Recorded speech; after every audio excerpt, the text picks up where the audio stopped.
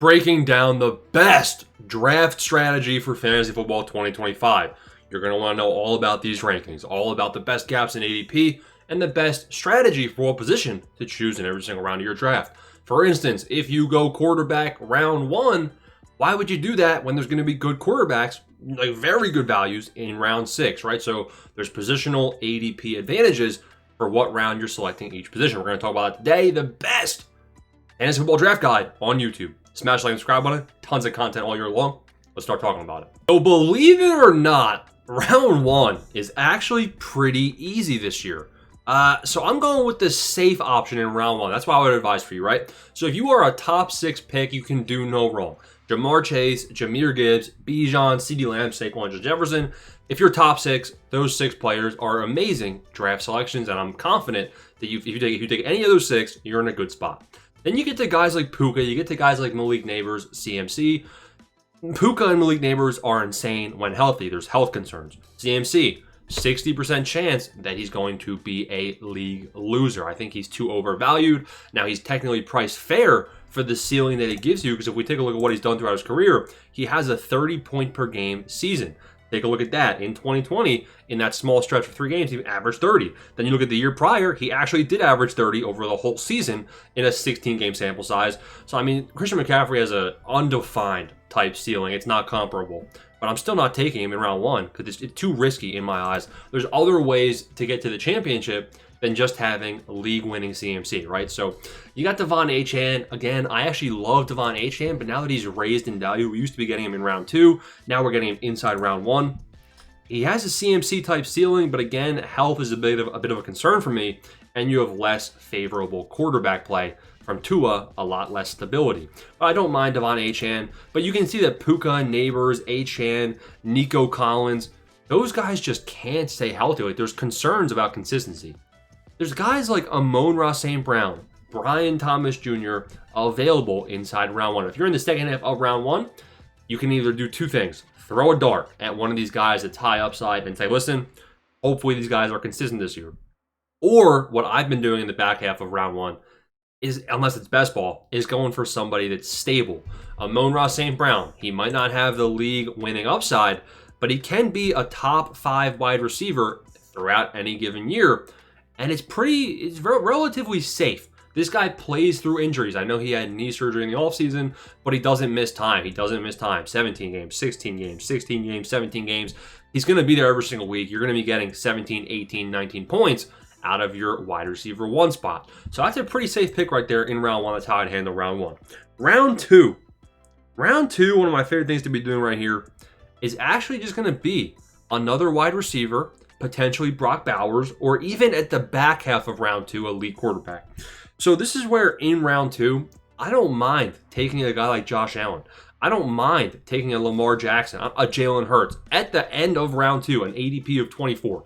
Now, if you're in the beginning or middle of round 2, you're going to want to still go with RB or wide receiver. The guys that will still be available, like I love A.J. Brown. I like Brock Bowers' value. I even like Chase Brown, Ladd McConkey. So really round 1, round 2, I would encourage you to take the best player available. Now, round 1 is going to set the tone for round 2. If you go RB in round 1, I forbid from going running back in round 2. We'll talk about why later, so just keep that in mind.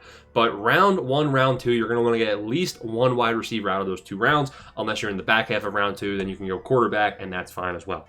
Now, round 3 is where you want to make sure, if you're early round 3, you're going elite quarterback, Lamar Jackson, Josh Allen, Jalen Hurts. Those are my top 3, with Josh Allen actually above Lamar. And then you got Jaden Daniels, also a viable round 3 selection. Pass on Joe Burrow is the one I'm going to say right here. But round 3 is where I encourage going running back. So a lot of my frequent starts to my drafts, I actually go wide receiver, quarterback, round 1, round 2, or even wide receiver, round 1, round 2. Now, when I do that, round 3 is where I start taking my first running back. This is going to be my running back that's going to be in my RB1 spot all year long. The guys that I like there, Kyren Williams, Breece Hall, Amari Hampton. So basically just securing a good RB1, someone that's going to get 15 points per game or higher. Now, round 4, go with anybody.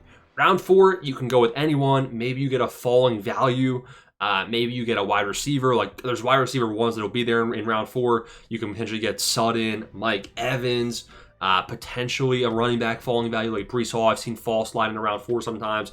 So round 4, anybody that you want depending on your first 3-round team construction. Round 5 and round 6 are where I like doing something very interesting. So if I take a running back in round 3, let's say I went with Kyren Williams in round 3. I go running back, usually round 5, round 6. At the very least, rounds 5 to round 7, I'm going 2 running backs, I'm double dipping. Now, look at the running back values and why I'm doing that.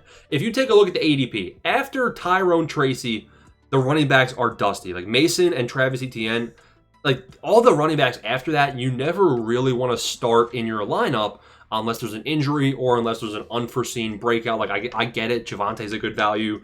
I get that Etienne can have upside. He averaged 16 prior to last season. I get that there's guys with value, but you don't want to start them right away. So if you don't come away with 3 startable running backs by the time you're at an ADP of 100, you're cooked. That's just my eyes. Now, I don't love going RB round 1, round 2, and then you have to double dip and like pay the price, right? So it depends on your team construction. But if I only have 1 running back up to this point where we're in round 5, round 6, round 7, 2 of those rounds I'm going running back. Some of my favorite guys that I take. I like Travion, I like Chuba, I like James Conner. Those are all good values. Now, what I like doing is if I have Kyren Williams, I'll pair him up back-to-back rounds. I'll grab a James Conner. Bam, now I have Kyren and Conner, RB1, RB2 in my lineup. And then I'll grab a rookie, RJ Harvey. Might not score a lot at the beginning of the season, but once James Conner gets hurt, congrats. Now I have a guy that's now midway through the season, and RJ Harvey's getting more touches. I like DeAndre Swift a lot. I like Pacheco a lot. Pacheco in the first 2 games last year prior to injury did average 16 points per game. So I think he can be viable.